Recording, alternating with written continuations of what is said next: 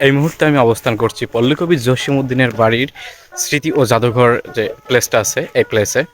So আমরা আস্তে আস্তে সামনের দিকে অগ্রসর হচ্ছি এবং এখানে গিয়ে দেখব যে কি কি দর্শনীয় স্থান প্লাস এখানে কি কি জিনিসগুলো আছে। তো সেই জিনিসগুলো আমরা একটু এক্সপ্লেন করব এবং আপনাদেরও দেখানোর চেষ্টা করব। সো সঙ্গেই থাকুন।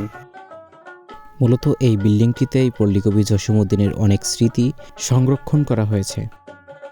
এখানে প্রতিনিয়ত অনেক দর্শনার্থী এবং পর্যটকের ভিড় জমে।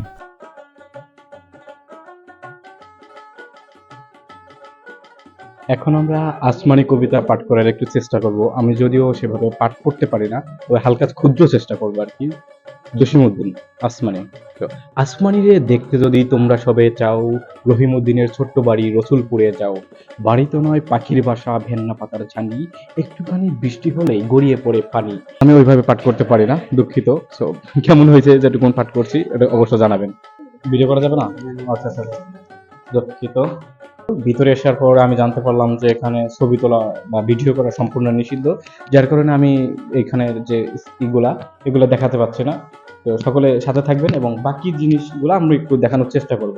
তো থ্যাংক ইউ। আমরা এখন ভিতরে যাব। গ্রন্থ দেখতে পাচ্ছি, সেই গ্রন্থ এখানে সাজানো আছে। তো আর বাকিগুলো আমি দেখাইতে পারছি না, কারণ এটা সম্পূর্ণ সিসি ক্যামেরা দ্বারা নিয়ন্ত্রিত এবং এখানে ক্যামেরা চালানো সম্পূর্ণ নিষিদ্ধ। আমরা যতটুকু পেরেছি দেখানোর চেষ্টা করেছি এবং আমরা এখানে মিউজিয়াম থেকে এখন বেরোয় গেলাম এবং আমরা সামনে।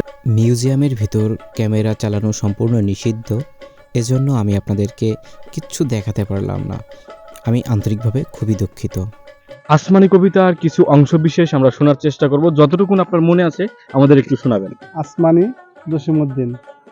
আসমানিদের দেখতে যদি তোমরা সবে চাও, রহিমউদ্দিন ছোট বাড়ি রসুলপুরে যাও।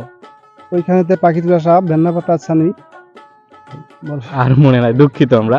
So, আর কেমন হয়েছে আপনারা অবশ্য কমেন্ট বক্সে জানিয়ে দেবেন। So, এখন আমরা পল্লীকবি জসীমউদ্দিনের বাড়ি স্মৃতি ও জাদুঘর থেকে বিদায় নিচ্ছি। দেখা হবে অন্য কোনো দিন, অন্য কোনো ভিডিওতে, অন্য কোনো স্থানে।